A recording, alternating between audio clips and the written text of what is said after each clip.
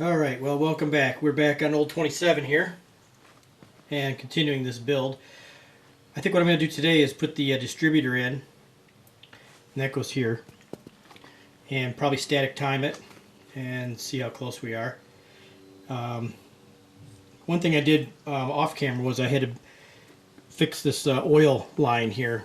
The guy before me had cut this and added a different gauge with a plastic line, so I fashioned up some a new piece in here and connected it up, so now it should be able to use the old gauge again. But we're also going to replace the gauges too, so I have new gauges. So that's what we're going to do today. I think we're going to get this distributor in, and then we're going to work on those gauges. Let's get to work. Okay, let's get the coil on. It goes right here.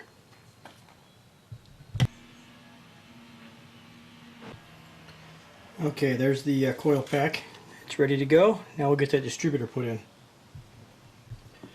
Okay, so just underneath the pump, the hydraulic pump, there's an inspection cover you can remove right here. You can move it off to the side, and there's timing marks in there. So what I did is I positioned number 1 cylinder at top dead center, and that would be right there at 0. Okay, the initial timing is supposed to be 8.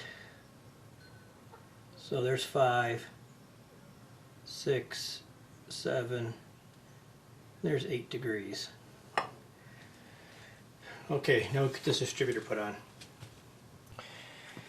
Okay, so you want the rotor to face toward number 1 when you put it in. There we go. Just like that. Alright, I'll put the cap on and we'll see if we can static time this.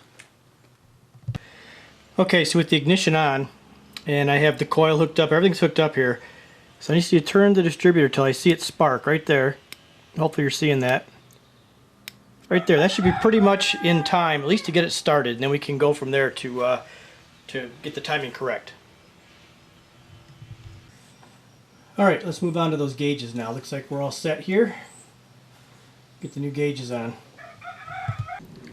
Alright, so here's how they look right now. The old proof meter, it never worked since I've had it.